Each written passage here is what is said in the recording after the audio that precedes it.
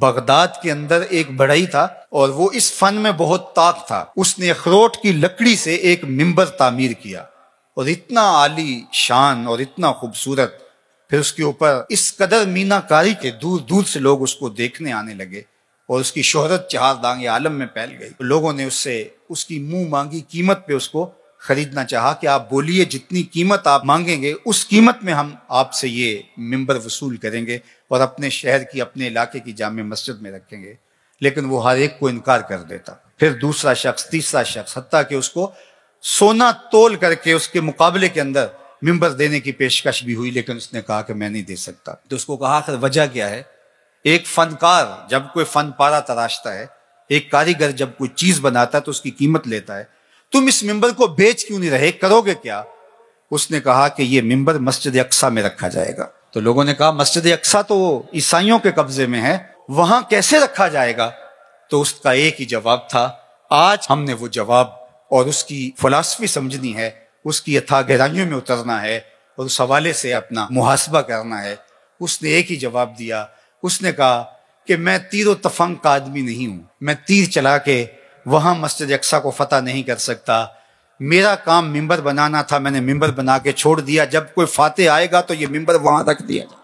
اور پھر سلطان صلاح الدین ایوبی کے ہاتھوں سے اللہ نے مسجد اقصیٰ کو فتح کیا اور پھر وہ منبر مسجد اقصیٰ کے اندر رکھا گیا. میں اور آپ یار منبر تو بنائیں.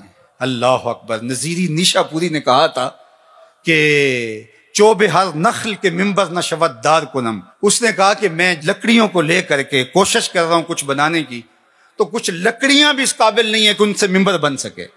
یعنی یہ تو مصیبت ہے اس دور نافرجام کی، جس سے تعمیر ہو آدم کی یہ وہ گل ہی نہیں. جس معاشرے میں ہم جی رہے ہیں، جب خواہشات اور آرزوؤں اور تمناؤں کی دنیا آباد کیے ہوئے لوگ ہوں، تو پھر کتنا مشکل ہوتا ہے جب صلاحیتوں کے رخ عجیب و غریب بن جائیں اور فہم دین بھی ناقص ہو جائے تو پھر کتنا مشکل ہو جاتا ہے. تو پھر اس مٹی سے بنایا کیا جائے. لیکن نظیری نشا پوری نے ہمیں حوصلہ دیا، کہا نیس در خشک و ترے بیشہ ایک من کوتاہی. میرے جنگل کے خشک و تر کے اندر کوئی کوتاہی نہیں ہے. چوب ہر نقل کہ منبر نہ شود دار کنم. کہا کہ لکڑیاں تو لے کر کے میں آ گیا ہوں، اب ان لکڑیوں کو تراشوں گا. جس لکڑی سے منبر بن سکا اس سے منبر بنا لوں گا، جس لکڑی سے منبر نہ بن سکا اس سے سولی بنا لوں گا. دوواں گلاں وچوں 10 درویشا تینوں کیڑی گل قبولی.